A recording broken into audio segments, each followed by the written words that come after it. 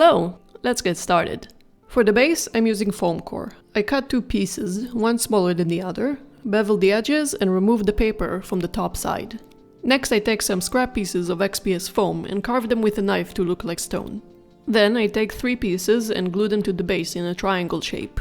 I use the tip of the hot glue gun to melt the edges of the foam core to give it more variety. Because I wanted the center to look sunken and decayed, I used an iron to melt the foam faster and create a weirder texture. For the basing, I mixed PVA glue with sand and used it to fill any gaps between the foam core pieces. I also smeared it unevenly on any paper that was showing to create a more believable ground. After it dried a bit, I covered it with a thin layer of PVA glue. I then basted it with different sized rocks and sand and sealed it in with watered down glue. For the painting, I started off base coating the larger stones and the center of the ground with grey. I then dry brushed everything with a tan.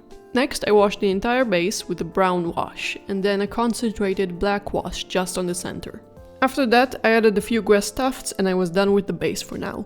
It looked a bit bland, but that's kind of what I was going for, since I wanted the stone to be the centerpiece. Now for the crystal itself, I needed it to be as light as possible, so I went with XPS foam. Because I didn't have a thick piece of foam, I cut similarly sized pieces and glued them together in the center. I then started hacking at it with a knife at different angles and directions, trying to make it as natural yet interesting as I can. Once I was happy with the shape, I covered the entire thing with a thick layer of Mod Podge and black paint, in a desperate attempt to fill the gaps. It didn't work. And because I didn't have any gap-filling putty, I opted to use clay for this, and it worked out alright. It was a bit awkward to get in place, but you know, in a pinch, it could work.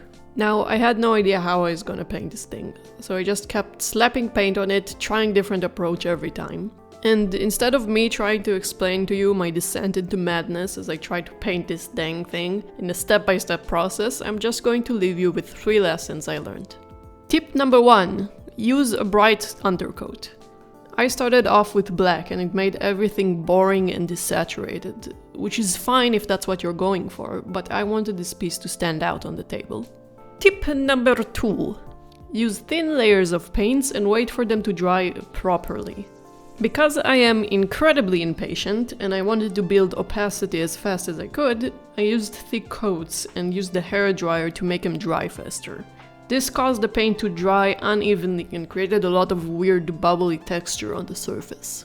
Tip number 3. Glazing inks is your best friend.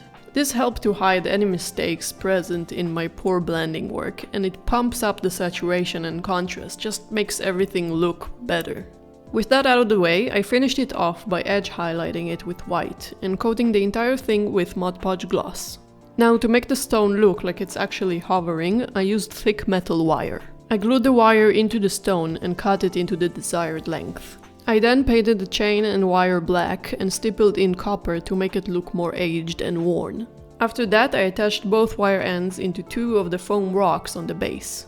And now to the fun and totally not frustrating process of wrapping the chain and gluing it in place.